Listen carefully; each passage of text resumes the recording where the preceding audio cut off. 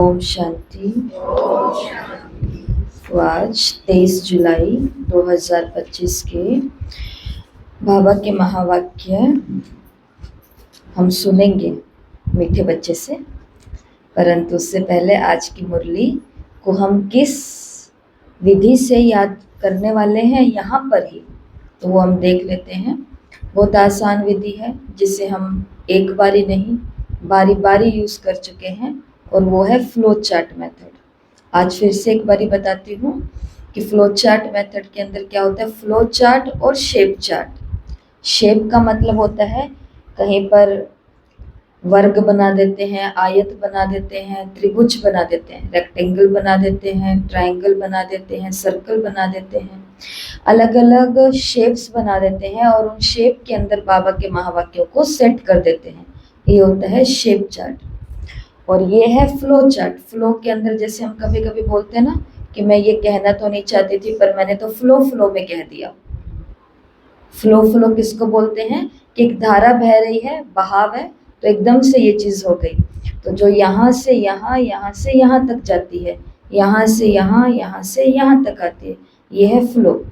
तो flow chart के अंदर भी मुरली को कहाँ से कहाँ तक, मुरली क्योंकि हम सभी को मालूम है ना, मुरली किसी के द्वारा दिया गया भाषण तो है नहीं कि जो सोच समझ के दिया जाए कि पहले ये बात कहनी है, फिर इससे जुड़ी हुई ये बात कहनी है, फिर लास्ट में मेडिटेशन कराना है। ऐसा नहीं है। मुरली क्या है, बाबा के अपने बच्चों से बातें हैं। अब बातें तो माँ बाप अपने बच्चों से कभी भी कैसे भी कर सकता है। जौन सा बच्चा दिख गया उससे वैसी बात कर ली, फिर जौन सा बच्चा दिख गया उससे वैसी बात कर ली। तो फ्लो चार्ट के अंदर हम क्या करते हैं, मुरली को अच्छे से पढ़ते हैं। अच्छे से पढ़ करके हम ये चीज़ निकालते हैं कि मुरली के अंदर बाबा हमें कहाँ से कहाँ तक जाने के लिए कह रहा है। मुरली आगे पीछे है, परंतु मुरली के अंदर से फ्लो चार्ट में हम ये सेट करेंगे कि मुरली के अंदर बाबा ने आज हमको पूरा दिन का लक्ष्य क्या दिया है, या इस जीवन का भी क्या लक्ष्य बताया है कि तुमको यहाँ से फिर यहाँ आना है, फिर यहाँ जाना है, फिर यहाँ जाना है। तो सबसे पहले इस मुरली के अंदर बाबा ने कहा कि हम सभी को सबसे पहले कौन सी स्टेज पर आना है। हाँ, कि खुद को देखो मैं कौन सी स्टेज या कौन से मंच पर हूँ, तो वो है पुरुषोत्तम संगम युग। पहली रियलाइजेशन बाबा ने आज की मुरली में कराई कि तुम पुरुषोत्तम संगम युग पर हो। फिर तुम्हें क्या बनना है, यहाँ पर देही अभिमानी बनना है। देही अभिमानी बनेंगे तो निरंतर बाबा की याद में भी रहेंगे। देही अभिमानी का मतलब कर्म योगी जिसको बोलते हैं, कर्म करते समय ये कॉन्शियस रहे कि मैं आत्मा ये काम कर रही हूँ। तो बोलने से पहले भी हमारे वही शब्द निकलेंगे जो आत्मा को पतन या उन्नति किस दिशा में लेके जाने है वो आत्मा को मालूम होंगे। तो देही अभिमानी होंगे तो बाबा की याद में रहेंगे। बाबा की याद में रहेंगे तो कर्मेंद्रिय जीत बनेंगे, और जो आत्मा कर्मेंद्रिय जीत बनती है वो कर्मातीत अवस्था को प्राप्त करती है, और कर्मातीत अवस्था के बाद में हम नई दुनिया के मालिक बन जाएंगे। तो ये संपूर्ण फरिश्ता। तो ये मुरली के अंदर डिटेल्स है पूरी, यहाँ है, यहाँ है, यहाँ बिखरी हुई है, तो हमने उठाई है और उसको ऐसे सेट कर दिया। तो अब आप मुरली को सुनेंगे ना तो आपको ये सारी बातें समझ में आ जाएगी कि बाबा ने हमको ये याद दिलवाया है कि तुम संगम युग पर हो। फिर उसके बाद में तुम देही अभिमानी बनने का प्रैक्टिस करो, इससे बाबा की याद रहेगी, इससे कर्मेंद्रिय जीत बनेंगे, इससे कर्मातीत अवस्था आएगी, और फिर हम नई दुनिया के विश्व के मालिक बन जाएंगे। और अगर आप चाहो तो इसका एक बहुत अच्छा चित्र भी बना सकते हो। जैसे इस विश्व के गोले के अंदर जहाँ संगम युग है, तो उस कांटे पर जाकर के बैठ जाओ, पुरुषोत्तम संगम युग। यहाँ पर मैं क्या हूँ, देही अभिमानी। तो वहां पर कोशिश करो खुद को श्वेत वस्त्रधारी, जहाँ पर कर्म भी कर रही हूँ लेकिन खुद को आत्मा समझ करके कर रही हूँ। इतने में एक सीन देखो कि बाबा की किरणें मुझ पर आने लगती है और मैं शंकर बन जाती हूँ। वो सांप गले में पहने हुए है ना, सांप का मतलब है इंद्रियों पर, विकारों पर जीत पाने वाला। तो मैं शंकर बन गया बाबा की किरणों के अंदर, और शंकर से मेरी स्टेज फरिश्ता, और फरिश्ता जो विश्व को प्रकाश देते देते उसी नई दुनिया का मालिक भी बन गया। पिक्चर जैसे भी आपको अच्छे लगे वैसे बना सकते हो। तो मुरली को भी हम पढ़ेंगे, उसके बाद के अंदर ये 2 प्रश्न हैं, तो जो मुरली से सेट किए गए हैं तो वह सभी का टास्क दिया जाएगा। तो 23 जुलाई 2025 है। बाबा ने कहा, मीठे बच्चे, जब समय मिले तो एकांत में बैठ विचार सागर मंथन करो। जो पॉइंट सुनते हो उसको रिवाइज करो। एकांत में बैठ, जब समय मिले तो एकांत में बैठ विचार सागर मंथन करो। जो पॉइंट सुनते हो उसको रिवाइज करो। प्रश्न, तुम्हारी याद की यात्रा पूरी कब होगी? उत्तर, जब तुम्हारी कोई भी कर्मेंद्रिय धोखा ना दे, कर्मातीत अवस्था हो जाए, तब याद की यात्रा पूरी होगी। अभी तुमको पूरा पुरुषार्थ करना है, ना उम्मीद नहीं बनना है, सर्विस पर तत्पर रहना है। क्योंकि हम सभी को मालूम है कि ये मार्ग है जहाँ हमें हमेशा तो सफलता नहीं मिलेगी, बहुत बारी असफलता भी मिलेगी, और बहुत बारी हमारे दिल भी टूटेंगे, बहुत बारी हमें धोखे भी मिलेंगे, सब चीजें होंगी। लेकिन बाबा ने कहा फिर भी तुम्हें नाउम्मीद नहीं बनना। सहयोग मिले ना मिले, सफलता मिले ना मिले, रास्ता मिले ना मिले, लेकिन तुम क्या करते रहो? अपना पुरुषार्थ करते रहो, सर्विस पर तत्पर रहो। ओम शांति। मीठे मीठे बच्चे आत्म अभिमानी होकर बैठे हैं। बच्चे समझते हैं आधा कल्प हम देह अभिमान में रहे, अभी देही अभिमानी हो रहने के लिए मेहनत करनी पड़ती है। अब बाबा आकर के समझाते हैं, अपने को आत्मा समझकर बैठो, तभी बाप याद आएगा, नहीं तो भूल जाएंगे। और याद नहीं करेंगे तो यात्रा कैसे कर सकेंगे? पाप कैसे कटेंगे? घाटा पड़ जाएगा। ये तो घड़ी घड़ी याद करो, ये है मुख्य बात। बाकी तो बाप अनेक प्रकार की युक्तियां बतलाते हैं, जैसे विधियां अनेक प्रकार की हैं। किसके लिए है? कितने भी प्रकार की हो, पर हमें उससे सिर्फ एक ही काम लेना है कि अपने दिमाग के अंदर, अपनी याददाश्त के अंदर, अपनी मेमोरी के अंदर हमें इस मुरलियों को पहला काम तो करना है, याद रखनी है। वाणी याद ही नहीं रहेगी, लक्ष्य ही याद नहीं रहेगा, तो फिर उसको काम में कैसे लगाएंगे? तो बाबा ने भी कहा कि बाप युक्तियां तो अनेक प्रकार की बतलाते हैं, रॉन्ग क्या है, राइट क्या है, वो भी समझाया गया है। बाप तो ज्ञान का सागर है, भक्ति को भी जानते हैं, बच्चों को भक्ति में क्या क्या करना पड़ता है समझाते हैं। ये यज्ञ तप आदि करना, ये सब है भक्ति मार्ग। बल बाप की महिमा करते परंतु उल्टी करते। वास्तव में श्री कृष्ण की महिमा भी पूरी नहीं जानते। हर एक बात को समझना चाहिए ना। जैसे श्री कृष्ण को वैकुंठ नाथ कहा जाता है। अच्छा, बाबा पूछते हैं, श्री कृष्ण को त्रिलोकीनाथ कहा जा सकता है? श्री कृष्ण को त्रिलोकीनाथ कहा जा सकता है? गाया जाता है ना त्रिलोकीनाथ। अब त्रिलोकी के नाथ अर्थात 3 लोक, मूल वतन, सूक्ष्म वतन, स्थूल वतन। तुम बच्चों को समझाया जाता है तुम ब्रह्मांड के भी मालिक हो। श्री कृष्ण ऐसे समझते होंगे कि हम ब्रह्मांड के मालिक हैं। नहीं, वो तो वैकुंठ में थे। वैकुंठ कहा जाता है स्वर्ग, नई दुनिया को। तो वास्तव में त्रिलोकीनाथ कोई को भी नहीं कहेंगे। बाप राइट बात समझाते हैं। 3 लोक तो है। ब्रह्मांड का मालिक शिव बाबा है और तुम भी हो। सूक्ष्म वतन की तो कोई बात नहीं। स्थूल वतन में वो मालिक नहीं है, ना स्वर्ग का ना नर्क का मालिक। श्री कृष्ण है स्वर्ग का मालिक। नर्क का मालिक है रावण। इनको कहा जाता है रावण राज्य, आसुरी राज्य कहा जाता है। मनुष्य कहते हैं परंतु समझते नहीं हैं।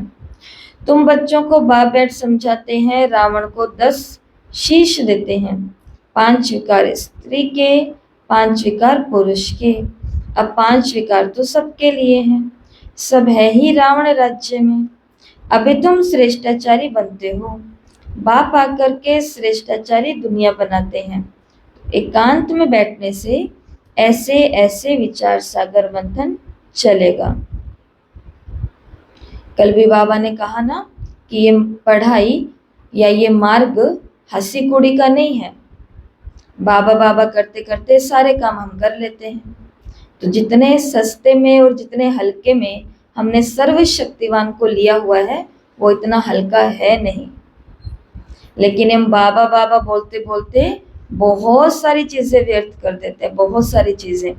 और पढ़ाई के लिए और योग के लिए दो चीज, पढ़ाई और योग, इन दोनों चीजों के लिए एक चीज कंपलसरी, हमको अच्छा लगे कि नहीं अच्छा लगे, मन भाए या नहीं मन भाए, परंतु जो आत्मा एकांत को अनुभव नहीं करती, एकांत प्रिय रहना जिसको पसंद नहीं है, तो वो आत्मा ना पढ़ाई कर सकती है, वो आत्मा ना योग कर सकती है, क्योंकि इन दोनों के अंदर गहराई चाहिए, डीपनेस चाहिए।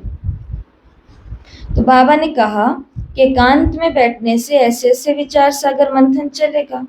उस पढ़ाई के लिए भी स्टूडेंट एकांत में किताब ले जा करके पढ़ते हैं। तुमको किताब तो पढ़ने का दरकार नहीं है, हाँ तुम पॉइंट्स नोट करते हो, इसको फिर रिवाइज करना चाहिए। ये बड़ी गुह्य बातें हैं समझने की। तो क्योंकि ये उस समय की मुरलियां हैं जब हमारे यज्ञ में कोई प्रिंटिंग प्रेस नहीं थी और बहुत सारी कोई किताबें बनी भी नहीं थी। जगदीश भाई जी लिटरेचर को संभालते थे और छोटी छोटी पुस्तिकाएं जो आज भी यज्ञ के अंदर है, सर्वधर्मात्माओं के पिता, या राम राज्य और रावण राज्य में क्या अंतर है, श्रीमत और परमत और मनमत क्या होती है, तो छोटी छोटी पुस्तिकाएं बनती थी। और उस समय कोई ऐसे मुरलियों की किताबें नहीं थी, लेकिन अब तो हमारे पास अव्यक्त वाणी की किताबें भी हैं। तो बाबा ने कहा पॉइंट्स नोट करो और फिर उनको पढ़ो, रिवाइज करो। ये बड़ी गुह्य बातें हैं समझने की। बाप कहते हैं ना आज तुमको गुह्य ते गुह्य नई नई पॉइंट समझाता हूँ। पारसपुरी के मालिक तो लक्ष्मी नारायण है, ऐसे नहीं कहेंगे कि विष्णु है। विष्णु को भी समझते नहीं है कि ये लक्ष्मी नारायण है। अभी तुम शॉर्ट में एम ऑब्जेक्ट समझाते हो। ब्रह्मा सरस्वती कोई आपस में मेल फीमेल नहीं है, ये तो प्रजापिता ब्रह्मा है। तो ब्रह्मा सरस्वती कोई आदमी और औरत नहीं है। बाबा ने कहा ये कर्तव्य है परमात्मा के। ब्रह्मा जिसके द्वारा स्थापना होगी, सरस्वती जिसके द्वारा ज्ञान की गहराई बच्चों को समझाई जाएगी। प्रजापिता ब्रह्मा को ग्रेट ग्रेट ग्रैंडफादर कह सकते हैं। शिव बाबा को सिर्फ बाबा ही कहेंगे, बाकी सब है ब्रदर्स। इतने सब ब्रह्मा के बच्चे हैं, सबको मालूम है हम भगवान के बच्चे ब्रदर्स हो गए, परंतु वो है निराकारी दुनिया में। अभी तुम ब्राह्मण बने हो। नई दुनिया सत्य को कहा जाता है, इसका नाम है पुरुषोत्तम संगम युग। सतयुग में होते ही हैं पुरुषोत्तम। तो ये बड़ी वंडरफुल बातें हैं। तुम नई दुनिया के लिए तैयार हो रहे हो, इस संगम युग पर ही तुम पुरुषोत्तम बनते हो।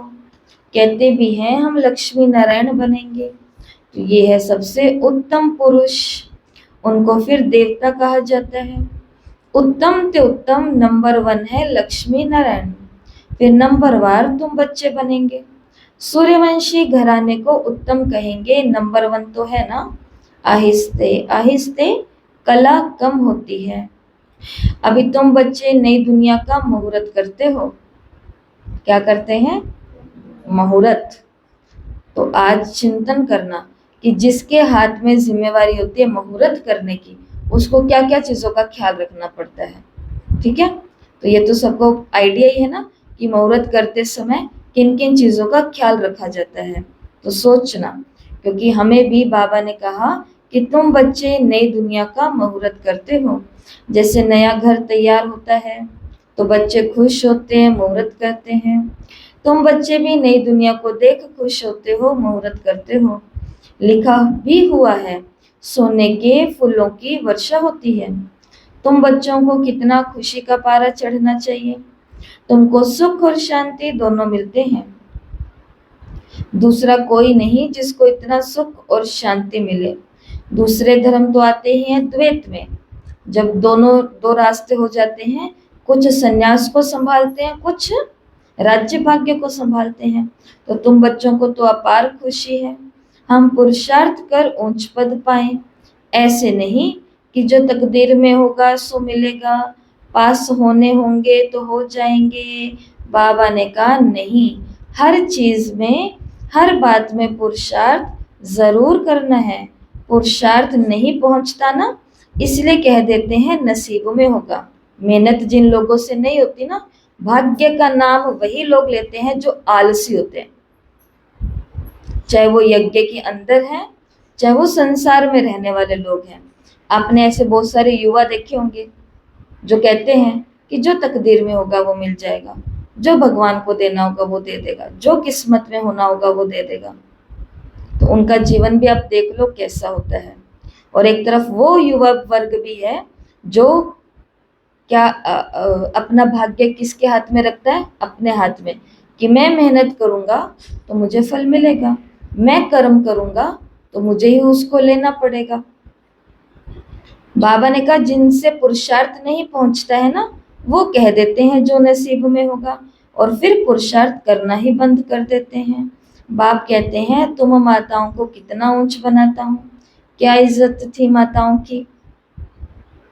कभी सुना था कि तुम सिर का ताज हो? किसी ने कहा जिंदगी में? स्वर्ग का द्वार खोलने वाली हो, पैरों की जूती हो।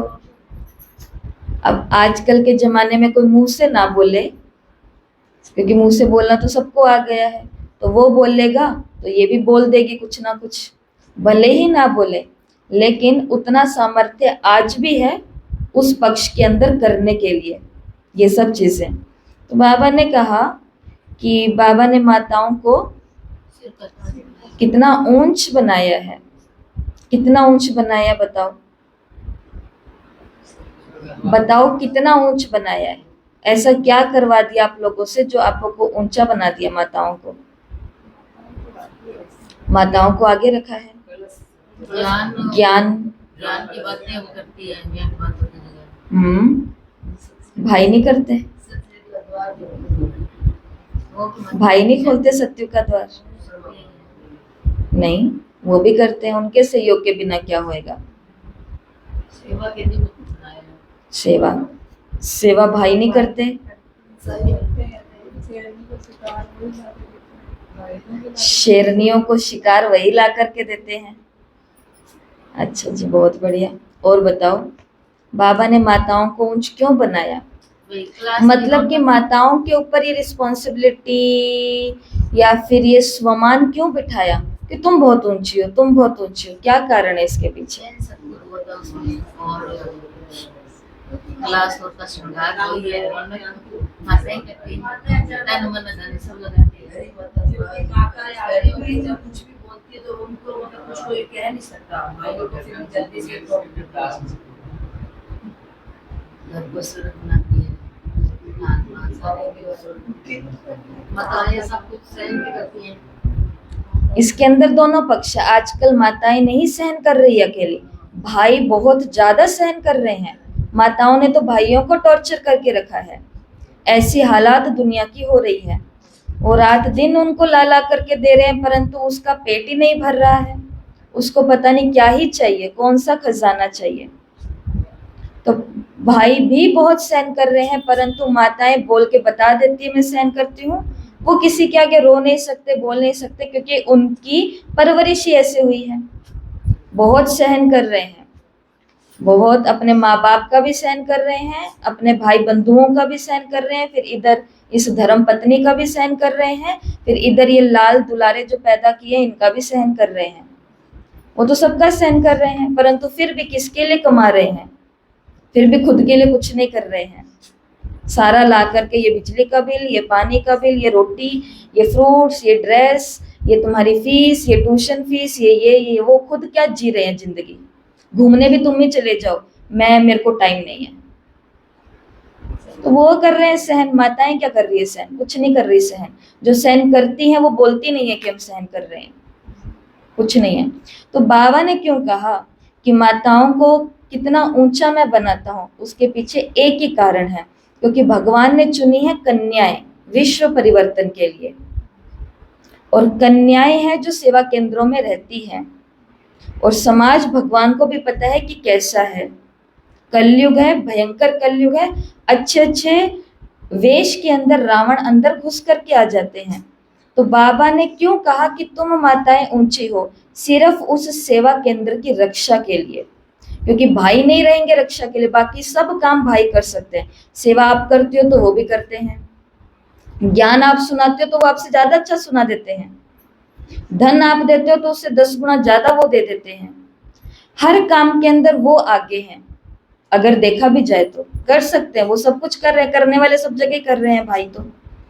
लेकिन सिर्फ एक चीज ऐसी है जो भाई नहीं कर सकते, जो सिर्फ माताएं कर सकती है, और वो है अपने सेवा केंद्र और बाबा की अमानत जो ये बहनें हैं उनकी रक्षा करना। यज्ञ रक्षक यज्ञ स्नेही, ये माताएं कर सकती है, ये भाई कर सकते हैं? माताएं हैं जो साथ साथ रहती और बता देती है, दीदी ये घर मेरे को सही नहीं लग रहा, आप यहाँ सोच करके जाना। दीदी ये जो आजकल आ रहे हैं इनका थोड़ा सा ऐसा संस्कार है, तो आप कोर्स कराओ तो थोड़ा इस चीज का भी ख्याल रखना। दीदी ये जो आजकल ये बात कह रहे हैं लेकिन हमने बाहर इनकी ऐसी बात देखी है, तो आप एकदम से इन पर विश्वास नहीं करना। लेकिन ऐसी माताएं भी यज्ञ में कितनी हैं? क्या सारी हैं? अंगुली पर है। बाकी तो सब अपने ही रिश्ते बनाने में लगे हुए हैं, बाकी तो अपने ही व्यर्थ का खाता जमा करने में लगे हुए हैं। बाकियों को तो अच्छा एक माहौल मिल जाता है सेवा केंद्रों पर, कि अभी तक अकेले अकेले घूम रहे थे, अब 2-2 3-3 साथ में घूमेंगे, बढ़िया है। कुछ हैं जो इन्हीं धंधों में लगे हुए हैं, जो भी आशा दीदी की क्लास में भी सबने सुना कि गुलजार दादी की मम्मी दादी ऑलराउंडर कहते थे कि जब गुरु के द्वार जाओ तो अकेले अकेले जाओ।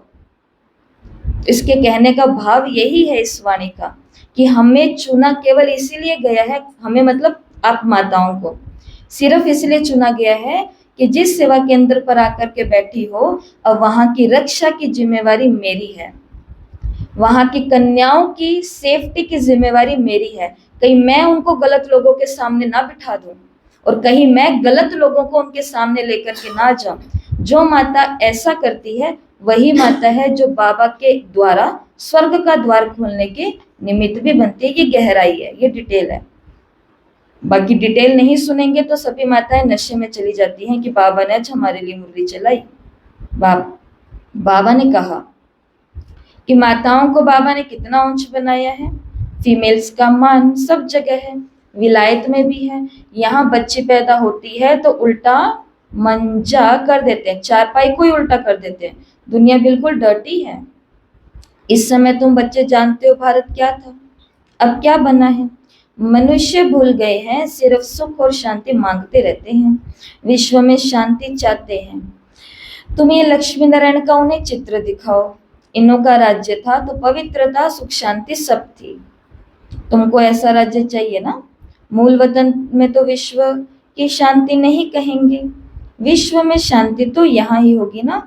देवताओं का राज्य सारे विश्व में था, मूल वतन तो आत्माओं की दुनिया है। मनुष्य तो ये नहीं जानते कि आत्माओं की भी दुनिया होती है। बाप कहते हैं हम तुमको कितना पुरुषोत्तम बनाता हूँ, ये समझने की बात है। ऐसे नहीं रड़िया मारोगे भगवान आया है तो कोई मानेगा नहीं, और ही गाली खाएंगे और खिलाएंगे भी, खुद भी खाएंगे और बीके को भी गाली खिलवाएंगे। कहेंगे बीके अपने बाबा को भगवान कहती है, ऐसे सर्विस नहीं होती है। बाबा युक्तियां बतलाते रहते हैं, कमरे में 8-10 चित्र दीवार में अच्छी रीति से लगा दो और बाहर लिख दो, बेहद के बाप से बेहद का वर्षा लेना है अथवा मनुष्य से देवता बनना है तो आकर के समझो। पब्लिकली हमें कैसी बातें बोलनी होती है वो अलग चैप्टर है, लेकिन फिर जब क्लासेस खुलती है, जिनको समझना है गहराई, अब उनको अंदर ला करके बताओ कि हम भगवान किसको कहते हैं और कौन सा भगवान धरती पर आया हुआ है। ऐसे बहुत आने फिर लग पड़ेंगे, अगर ऐसा प्रबंध रचेंगे तो आपे ही फिर आते रहेंगे। विश्व में शांति तो थी ना, अभी इतने ढेर धर्म हैं, तमो प्रधान दुनिया में शांति कैसे हो सकती है। विश्व में शांति वो तो भगवान ही कर सकता है। शिव बाबा आते हैं, जरूर कुछ सौगात लाते होंगे। एक ही बाप है जो इतना दूर से आते हैं और ये बाबा एक ही बारी आते हैं। इतना बड़ा बाबा 5000 वर्ष बाद आते हैं। मुसाफरी से लौटते हैं तो बच्चों के लिए सौगात ले आते हैं।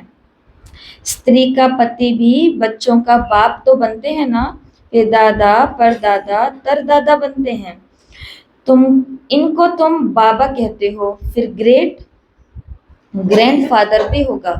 तो ग्रेट ग्रैंडफादर जिसकी बिरादरियां हैं, एडम आदिदेव नाम है, परंतु मनुष्य समझते नहीं है। तो क्रिश्चियनिटी में कहते हैं एडम, इस्लाम में कहते हैं आदम, हिंदू में कहते हैं आदिदेव, या मनु शत्रुपा में मनु जिसको बोला गया है, जहां से उत्पत्ति हुई आदिदेव। तो मनुष्य इन बातों को नहीं समझते हैं। तुम बच्चों को बाप अच्छी रीति से बैठ करके समझाते हैं। बाप द्वारा सृष्टि चक्र की हिस्ट्री ज्योग्राफी को तुम जानकर चक्रवर्ती राजा बन रहे हो। बाबा कितना प्यार और रुचि से पढ़ाते हैं। तो ऐसे ही पढ़ना चाहिए ना, इंटरेस्ट के साथ। बाबा को भी पढ़ाते हुए बड़ा रुचि आता है, रुचि और प्यार आता है। सवेरे का टाइम सब फ्री होते हैं। सुबह सुबह का समय ही भक्ति के लिए रखा गया है, क्योंकि इस समय सब फ्री रहते हैं। सुबह का क्लास होता है, आधा पौना घंटा मुरली सुन करके फिर चले जाओ। यहाँ तो कहाँ भी रहने, यहाँ याद तो कहाँ भी रहते कर सकते हो। इतवार का दिन तो छुट्टी है, सवेरे 2-3 घंटे बैठ जाओ, दिन की कमाई को मेकअप कर लो। बाबा ने कहा जिस दिन समय मिलता है उस दिन एक्स्ट्रा टाइम बैठो और पूरे दिन की कमाई एक साथ ही कर लो, पूरी झोली भर दो, टाइम तो मिलता है ना। माया के तूफान आने से याद नहीं कर सकते, बाबा बिल्कुल सहज समझाते हैं। भक्ति मार्ग में कितने सत्संगों में जाते हैं, श्री कृष्ण के मंदिर में, फिर श्रीनाथ के मंदिर में, फिर और किस किस के मंदिर में जाएंगे। यात्रा में भी कितने व्यभिचारी बनते जाते हैं, इतनी तकलीफ भी लेते हैं, फायदा कुछ भी नहीं होता।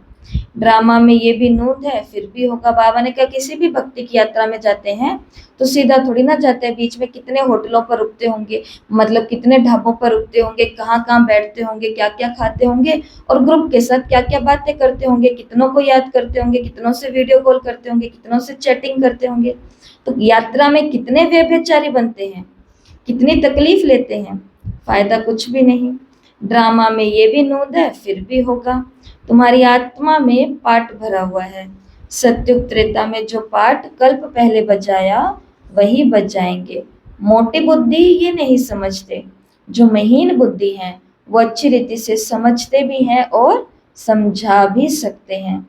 उन्हें अंदर में भासना आती है कि ये अनादि नाटक बना हुआ है। दुनिया में कोई नहीं समझते कि ये बेहद का नाटक है। इसको समझने में भी टाइम लगता है। हर एक बात डिटेल में समझाकर फिर कहा जाता है मुख्य है याद की यात्रा। सेकंड में जीवन मुक्ति भी गाया हुआ है और फिर ये भी गायन है कि ज्ञान का सागर, सारा सागर स्याही बनाओ, जंगल को कलम बनाओ, धरती को कागज बनाओ। और आगे क्या है कि खुद ज्ञान की देवी सरस्वती भी बैठ करके विधाता का ज्ञान लिखे तो भी उसका अंत नहीं पा सकते हैं। इतना बाबा का ज्ञान है। अब अव्यक्त मुरलियां जिन्होंने पढ़ी होगी ना पेपर देने से पहले, एक एक मुरली को पढ़ते हुए ऐसा लगता है कि बाबा ने सब कुछ तो राज बता दिए। कहाँ भटक रहे हैं हम, किस चीज को यूट्यूब पर सर्च कर रहे हैं हम। सबको सुन लेते हैं, सबको सुन लेते हैं, परंतु खजाना तो कहीं और ही पड़ा है उन पीली पीली किताबों के अंदर, उन अव्यक्त वाणियों के अंदर। एक एक पन्ने को पलटो और गहरे से गहरे डूबते जाओ। जो पढ़ते हैं उन्होंने अनुभव किया होगा। और उसके बाद कुछ भी जानना बाकी नहीं है कि मुझे बताओ मैं ये कैसे करूं, बताओ ये कैसे करूं, ये करूं या ना करूं। चाहे गृहस्थ में है, चाहे टीचर्स हैं, चाहे सेवाधारी, कोई भी है। तो बाबा ने कहा कि बाबा के ज्ञान का अंत नहीं हो सकता। शुरू से लेकर के तुम कितना लिखते आए हो, ढेर कागज हो जाए, तुमको कोई धक्का नहीं खाना है। मुख्य है ही अल्फ।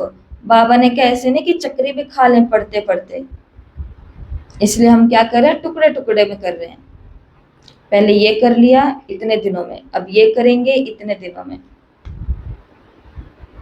बाप को याद करना है।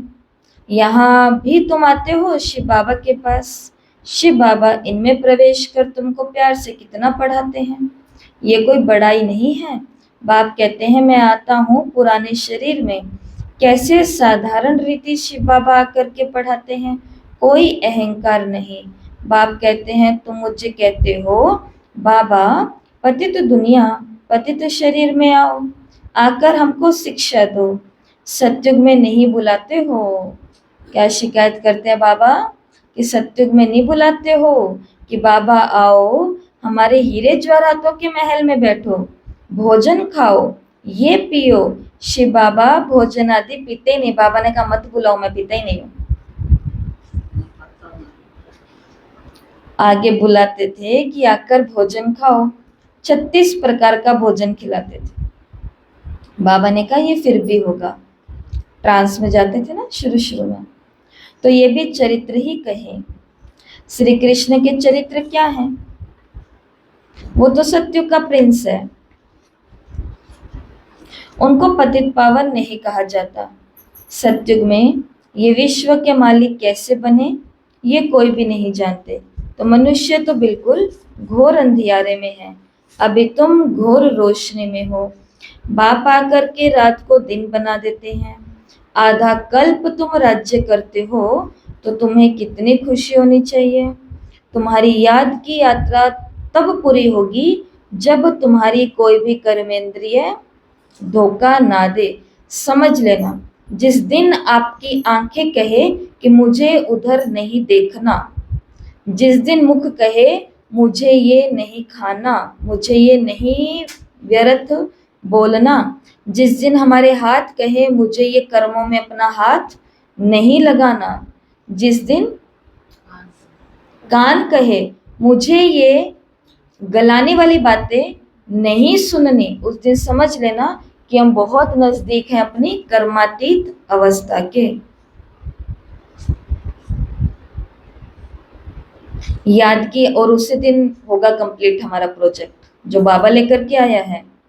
तो याद की यात्रा तब पूरी होगी जब कोई भी कर्मेंद्रिय धोखा ना दे, कर्मातीत अवस्था हो जाए, तब याद की यात्रा पूरी होगी। अभी पूरी नहीं हुई है, अभी तुमको पूरा पुरुषार्थ करना है, ना उम्मीद नहीं बनना। सर्विस और सर्विस और सर्विस और सेवा, हिंदी और इंग्लिश। सर्विस करनी अंग्रेजों की और सेवा करनी है भारतीयों की, ऐसा? या सर्विस करनी है शहर वालों की और सेवा करनी है गांव वालों की, या सर्विस करनी है पढ़े लिखे लोगों की और सेवा करनी है अनपढ़ों की? तो दोनों एक ही है। तो बाबा ने कहा अभी तो पुरुषार्थ करना है, ना उम्मीद नहीं बना। पुरुषार्थ करना है, मेरा कोई सहयोग नहीं करता इसलिए मैं सेवा ही नहीं करूंगी। बाबा ने कहा नहीं, तुमको पुरुषार्थ करना, और सिर्फ दिमाग में क्या रहना चाहिए? सर्विस और सर्विस। इंतजार मत करो कोई मेरे आगे थाली लेके आएगा, कोई नहीं लेके आएगा। जब राजा आपको बनना है तो हाथ पैर आपको चलाने पड़ेंगे। जब बिजनेस आपका है तो कस्टमर आपको बनाने पड़ेंगे। जब संसार के सारे सुख आपको चाहिए तो सारा त्याग भी करना पड़ेगा। लेकिन उस समय तो हम इंतजार करते हैं कोई आए और मुझे कहे आओ माता जी ये सेवा करो। आजकल इतना टाइम भी नहीं रहा कि कहा जाए, इसलिए पब्लिकली एक बारी कह दो जिसको सेवा करनी है करो। क्योंकि बिना इंटरेस्ट के अगर करा जाता है, तो बाबा ने मुरली में बोला है बिना इंटरेस्ट के अगर कुछ भी होगा तो वो सब जहर के समान होगा, जहर।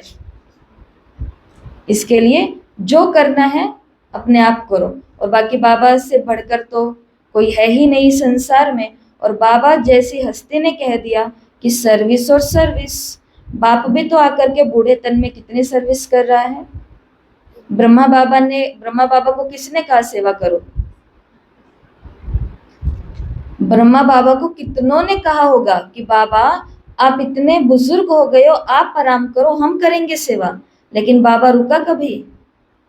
कभी नहीं रुका, क्योंकि बाबा को पता था मुझे क्या बनना है। जब मालिक मुझे बनना है तो फिर ये भी मुझे लास्ट सांस तक करना है।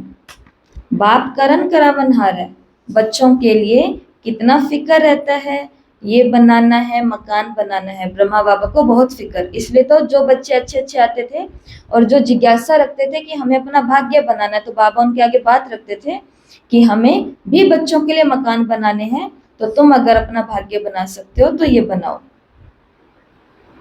जैसे लौकिक बाप को हद में ख्यालात रहते हैं, वैसे पारलौकिक बाप को भी बेहद का ख्याल रहता है। तुम बच्चों को ही सर्विस करनी है। दिन प्रतिदिन बहुत सहज होता जाता है। जितना विनाश के नजदीक आते जाएंगे उतना तुम्हारे अंदर ताकत आती जाएंगी। गाया भी हुआ है, भीष्म पितामह आदि को पिछाड़ी में तीर लगे। अभी तीर लग जाए तो बहुत हंगामा हो जाए, इतनी भीड़ आ जाए जो बात मत पूछो। कहते हैं ना, माथा खुजलाने की भी फुर्सत नहीं है। मतलब हमारा धंधा, हमारा बिजनेस इतना जबरदस्त चल रहा है कि हमें तो अपना माथा खुजलाने की भी फुर्सत नहीं है। बाबा ने कहा अभी ऐसा नहीं है, परंतु भीड़ हो जाती है तो फिर ऐसा कहा जाता है। जब इन्हों को तीर लग जाए तो फिर तुम्हारा प्रभाव निकलेगा। सब बच्चों को बाप का परिचय तो मिलना ही है। हम नहीं देंगे तो कोई तो बैठा है देने के लिए, लेकिन चांस जिसको पहले मिला उसने अपना चांस गवा दिया। काम भगवान का है। ब्रह्मा मम्मा ने शरीर छोड़ा तो यज्ञ के आधे जो बच्चे हैं वो चले गए। बाबा ने शरीर छोड़ा तो भी चले गए, क्योंकि जिसके पीछे आए थे वो ही नहीं रहा। अब कौन सी नई दुनिया और कहाँ जाना है इनको, क्या है आगे का रास्ता। परंतु फिर शिव बाबा की पधरामणि हुई दादी के तन में, और पधरामणि होते ही बाबा ने क्या बोला कि यज्ञ ब्रह्मा का नहीं है, ये यज्ञ शिव का है। तो शिव ही चला रहा था और शिव बाबा ही आगे भी चलाएंगे। तो ये चल रहा है ना। ब्रह्मा बाबा के होते होते तो 100 के लगभग सेवा केंद्र थे, लगभग, और बाबा के बाद में हजारों, 9500 से अधिक तो सेवा केंद्र है। और सिर्फ पूरे वर्ल्ड में, और सिर्फ इंडिया के अंदर 50,000 से अधिक गीता पाठशालाएं हैं। 130 देशों के अंदर बाबा के घर हैं। तो ये सब हुआ ना क्योंकि काम उसका है। तो बाबा ने कहा कि सब बच्चों को बाप का परिचय तो मिलना ही है। तुम 3 पैर पृथ्वी में भी यह विनाशी हॉस्पिटल और यूनिवर्सिटी खोल सकती हो। पैसा नहीं है तो कोई हर्जा नहीं, चित्र तुमको मिल जाएंगे। सर्विस में मान अपमान, सुख दुख, ठंडी गर्मी सब सहन करनी है। किसी को हीरे जैसा बनाना कम बात है क्या? कम बात है? बहुत जोर लगता है किसी एक आत्मा को हीरे जैसा बनाने में, कम बात नहीं है। लेकिन कभी कभी ऐसा होता है कि जब हमें अच्छे रिजल्ट नहीं मिलते हैं तो आत्मा है करते करते थक जाती है। तो बाबा ने क्या मोटिवेशन दिया? बाबा ने कहा कभी थकना नहीं है। बाप कभी थकता है क्या? तो तुम क्यों थकते हो? अच्छा, मीठे मीठे सिकिलते बच्चों प्रति माता पिता बाप दादा का याद प्यार और गुड मॉर्निंग। रूहानी बाप की रूहानी बच्चों को नमस्ते। हम रूहानी बच्चों की रूहानी माता पिता नमस्ते, गुड मॉर्निंग, ओम शांति। शुक्रिया बाबा, शुक्रिया, वाह बाबा वाह। धारणा के लिए मुख्य सार पहला, सवेरे के समय आधा पौना घंटा बहुत प्यार से और रुचि से पढ़ाई पढ़नी है। झुटके वुटकों को घर ही छोड़ करके आना है, आलस सुस्ते को भी, सुस्तीपन को भी घर ही छोड़ करके आना है।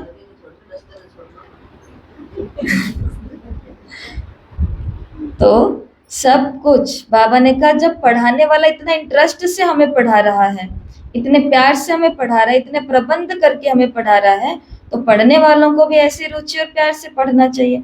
मजबूरी नहीं लगनी चाहिए कि ये क्या नया काम शुरू कर दिया। कई कई बोलते हैं कि अच्छा दीदी अब ये भी हो गया, तो दीदी फिर वो होगा, तो फिर वो भी होगा। अब ऐसा लग ऐसे रहा है जैसे कि करना उनको पड़ता है, करना हमें पड़ रहा है। खोजबीन हमें करनी पड़ रही है, डूबना हमें पड़ रहा है, टाइम हमें निकालना पड़ रहा है, पेन हमें घिसने पड़ रहे हैं। और टेंशन माथा किनका घूम रहा है? जिनको यहाँ तक ये सुनना भी नहीं है, उन लोगों को टेंशन हो रही है कि अब हमें ये भी करना पड़ेगा, ये भी करना पड़ेगा। तो उनके लिए फिर 20 मिनट की मुरली आती है ना, और जिसमें किसी को देखना भी नहीं, कुछ करना नहीं, अपने रोटी पकाते पकाते, बर्तन मांजते मांजते वो ऑडियो चला लो और मुरली सुनते रहो, ये भी एक पढ़ाई का टेक्निक है। तो वो उनके लिए, इसलिए बाबा ने आज ये कहा है तो इसके पीछे जरूर पढ़ने वालों का नियत का कोई कारण ही बाबा ने बताया, इसलिए बाबा को भी बोलना पड़ा कि पढ़ाई को बहुत प्यार से और रुचि से पढ़ो, कदर करो। बाबा ने कहा इस चीज की, बाबा की याद में रहो और याद का ऐसा पुरुषार्थ करो कि सारी कर्मेंद्रियां, वो दिखाया ना, कृष्ण गेंद लेने के लिए गया था, परंतु सिर्फ गेंद ही लेकर के आया क्या? गेंद तो सिर्फ बहाना था, काम तो क्या करना था? कालिया नाग के ऊपर विजय प्राप्त, क्योंकि उसने पूरे उस गांव के अंदर तबाही मचा के रखी थी। लेकिन वो डायरेक्ट कैसे जा सकते थे? जो अवतार होते हैं, जो महान आत्माएं होते हैं ना धरती की, वो सीधी जाकर के कोई काम नहीं करती है, वो सेवा, ये जो सेवा है ना, ये गेंद है, ये सेवा के बहाने वो वहां जाती है और उस बहाने कालिया नाग के ऊपर डांस करके आ जाती है, अर्थात खुद को और उन्हों को कर्मेंद्रिय जीत बना देते हैं। तो बाबा ने कहा तुमको भी याद में रह करके ऐसा पुरुषार्थ करना है कि ये सब कर्मेंद्रियां, इसलिए श्याम बाबा की भक्ति बहुत होती है, कारण है क्योंकि उसने इसका दान नहीं किया, जबकि हाथों से सेवा होती है नहीं किया, पैरों से तीर्थों की यात्रा होती है नहीं दिखाया, सिर्फ ये दिखाया क्योंकि पाप यहीं से ही बनते हैं। आंखें धोखा देती है, कान रस चाहते हैं, मुंह स्वाद चाहता है, सिस्टम यहीं पर ही सारा गड़बड़ी का है। इसलिए शीश के दानी ने क्या दान दिखाया? शीश का, तो फुल समान बन जाएंगे ऐसा। दूसरा, सर्विस में दुख सुख मान अपमान, गर्मी ठंडी सबको सहन करना है, कभी भी सर्विस में थकना नहीं है, 3 पैर पृथ्वी में भी हॉस्पिटल कम यूनिवर्सिटी खोल, हीरे जैसा जीवन बनाने की सेवा करनी है। आज का वरदान है, सच्चे आत्मिक स्नेह की अनुभूति कराने वाले, सच्चे आत्मिक स्नेह की अनुभूति कराने वाले मास्टर स्नेह के सागर भव।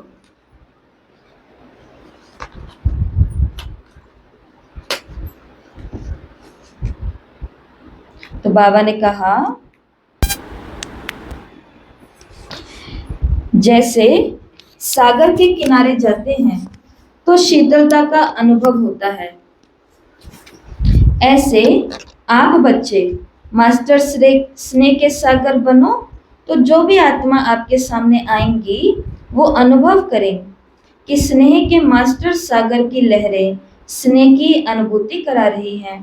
क्योंकि आज की दुनिया में सच्चे आत्मिक स्नेह की आत्माएं भूखी हैं, ये प्यार किसी को नहीं मिलता, ऊपर वाला प्यार तो बहुत मिल जाता है। स्वार्थी स्नेह देख देख करके उस स्नेह से दिल उपराम हो गया है, इसलिए आत्मिक स्नेह की थोड़ी सी घड़ियों की अनुभूति को भी जीवन का सहारा समझेंगे। स्लोगन है, ज्ञान धन से भरपूर रहो तो स्थूल धन की प्राप्ति स्वतः ही होती जाएगी। ब्रह्मा कुमारी में तो सब जगह बोलती हूँ, अब ब्रह्मा कुमारियां दीदियां कहाँ जॉब करने के लिए जाती है और कहाँ किसे मांगती है, दो कुछ नहीं है, लेकिन फिर भी कोई कमी है। और संसार में ब्रह्मा कुमारियों को छोड़ो, ऐसे लोगों को भी देख लो जो पैसे के पीछे नहीं जाते, पैसा उनके पास बहुत ज्यादा आता है, क्योंकि वो सिर्फ कर्म के पीछे जाते हैं और ज्यादा नॉलेज गेन करते हैं। जैसे जो भाई या बहनें किसी भी जॉब या प्रोफेशन के अंदर हैं और वो अपने अंदर नई नॉलेज को नहीं लाते हैं, नवीनता नहीं लाते हैं, नई पढ़ाई नहीं पढ़ते हैं, तो वो जहां पर है वो वहीं रह जाते हैं। लेकिन कुछ बच्चे ऐसे होते हैं या कुछ यूथ ऐसे होते हैं जो हर दिन नई जॉब एडॉप्ट कर रहे हैं, हर दिन नया नॉलेज ले रहे हैं, तो वो उसी जॉब के अंदर बैठे बैठे और ऊंची पोस्ट पे चले जाते हैं। ऐसा होता है ना दुनिया में, ऐसा आपने देखा होगा। तो स्थूल धन तो अपने आप आएगा अगर नॉलेज में इंटरेस्ट रखेंगे तो बाबा ने कहा ज्ञान धन से भरपूर रहो, स्थूल धन की प्राप्ति अपने आप ही होगी। सरस्वती के पीछे जाएंगे तो लक्ष्मी आएगी, लक्ष्मी के पीछे जाएंगे तो सरस्वती नहीं आएगी। इसलिए अव्यक्त इशारे, जैसे सत्ययुग की सृष्टि के लिए कहते हैं एक राज्य एक धर्म है, ऐसे ही अब स्वराज्य में भी एक राज्य अर्थात स्व के इशारे पर सभी चलने वाले हों। मन अपनी मनमत ना चलावे, बुद्धि अपने निर्णय करने की शक्ति से हलचल ना करे, संस्कार आत्मा को नाच नचाने वाले ना हो, तब कहेंगे एक धर्म एक राज्य। तो ऐसी कंट्रोलिंग पावर धारण कर लो, यही बेहद सेवा का साधन है। ठीक है, तो आज की मुरली के अंदर क्या हमारा बाबा ने कार्य बताया कि ये सारे काम आज हमको करने हैं। तो क्या क्या करना है? पूरा दिन खुद को महसूस करना मैं पुरुषोत्तम संगम युग में, अर्थात ज्ञान, पढ़ाई, सेवा, ये सब चीजें होती है संगम युग पर। दूसरा, तो देही अभिमानी बन के अब सारे कर्म भी करने हैं। तो फिर बाबा की याद में भी रहना है। तो फिर कर्मेंद्रिय जित बना, आज कोई भी चीज मेरे को धोखा देने वाली ना हो। तो फिर हम क्या बन जाएंगे? कर्मातीत बन जाएंगे। और फिर देखना है नई सत्यों की दुनिया को, जहाँ की मैं मालिक बनने वाली हूँ। तो आज सभी के लिए टास्क है। वैसे तो ये क्लास के अंदर ही टास्क करने वाला है, परंतु फिर भी समय को देखते हुए हम क्लास में नहीं करेंगे, ये सबको घर के लिए दे रहे हैं। ये दोनों क्वेश्चन आपको अपनी नोटबुक में नोट करने हैं। बाबा ने आज की मुरली में कहा सुबह का समय फ्री होता है, कहा या नहीं कहा? कहा। तो बाबा ने मुरली में कहा कि सुबह का समय फ्री होता है। तो पहला खुद की चेकिंग करनी है, पेपर पर लिखना है कि मैं रोज सुबह कितने बजे उठती हूँ, लिखना है और आगे टाइम लिखना है। फिर क्या मैं उस समय, मतलब जब मैं उठती हूँ उस समय बाबा की याद में बैठती हूँ, तो फिर वहां पर हाँ जी और ना जी लिखना है। ये क्यों कराया जा रहा है? क्योंकि इससे आत्मा तक मैसेज जाना चाहिए सच्चाई का। तो जब आत्मा को महसूस होगा कि मैं अच्छा कर रही हूँ या कम अच्छा कर रही हूँ, तो उससे आत्मा अपनी और अच्छी ग्रोथ कर सकती है। तो ये किसी को भी दिखाने बताने का काम नहीं है, ये सिर्फ आपके पास रहेगा। पर मन मन में करके नहीं छोड़ देना। जब लिखने वाले ने या लिख करके मेहनत करके बताया है, तो स्टूडेंट का भी फर्ज है कि हमें भी अपने पेपर पर नोट डाउन करना है। क्योंकि लिखने से बच्चे को एक सिखाया जाता है, वन वन। और घर से मैडम कितनी बार लिखने के लिए देती है?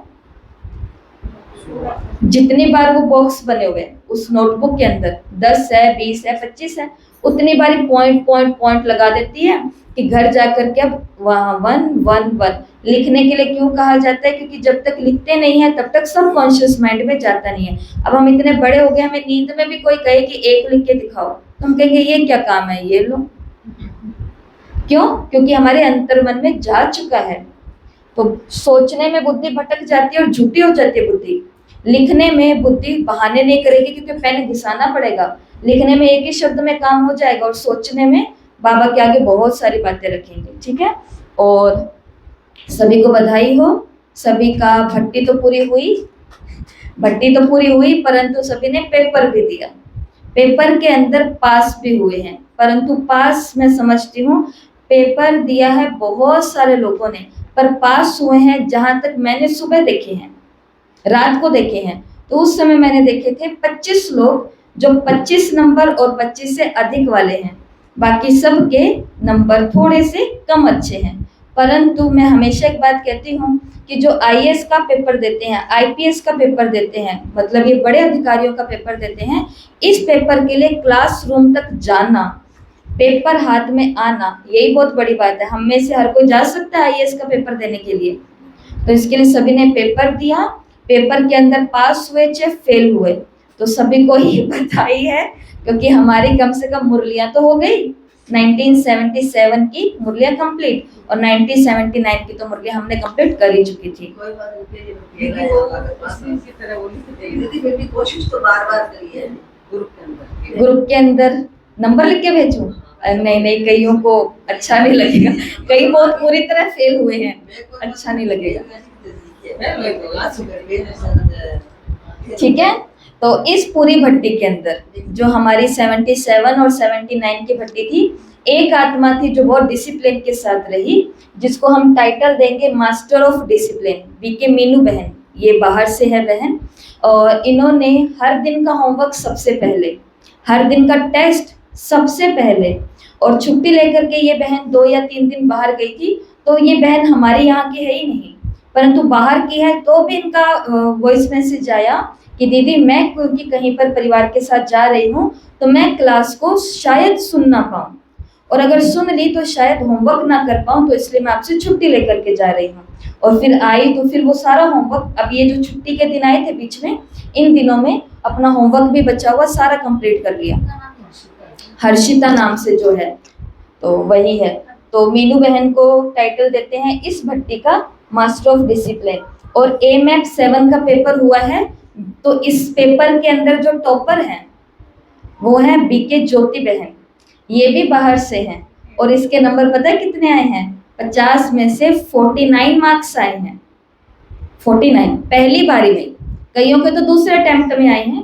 तो मैंने बहुत अच्छे से आंखें खोल खोल करके चेक किया कि इनके कहीं 49 सेकंड अटेम्प्ट में तो नहीं आए हैं, तो फर्स्ट अटेम्प्ट में आए हैं 49 मार्क्स आए हैं।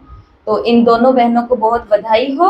और आज सभी को एक काम करना है, इस भट्टी से और इस पेपर से हमको क्या अनुभूति हुई, हमने क्या अनुभव किया बाबा की वाणियों के साथ, वो सभी को आज 2 मिनट का ऑडियो रिकॉर्ड करना है और ग्रुप में शेयर करना है। प्लस आज 23 तारीख है, कल 24 तारीख है और परसों 25 तारीख है। 25 तारीख से सन 1980 की अव्यक्त मुरलियां शुरू होने वाली है आप लोगों के लिए और मेरे लिए भी। खुशखबरी ये है कि इस बारी अव्यक्त मुरलियां 2-2, 3-3, 4-4 और 5-5 नहीं होगी, रोज की एक ही अव्यक्त वाणी होगी। परंतु नियम शर्त यही है कि अव्यक्त वाणी को सबको पढ़ना भी है, सुनना भी है और फिर होमवर्क भी करना है। तो ये राहत है। तो अब एक साकार मुरली और एक अव्यक्त मुरली, ठीक है। ओम शांति। बाकी आज ग्रुप में 50 प्रश्न पोस्ट कर दिए जाएंगे, तो सभी अपने 50 प्रश्नों को देख लेना, जो टाइपिंग के अंदर होंगे आराम से आप पढ़ लेना। और कल का दिन आपका रिलैक्स का दिन है, अपनी 1980 की तैयारी रखो, कॉपी पेन तैयार रखो, कौन सी कॉपी में करना है, और फिर परसों चलेंगे हम नई आध्यात्मिक यात्रा पर, ठीक है।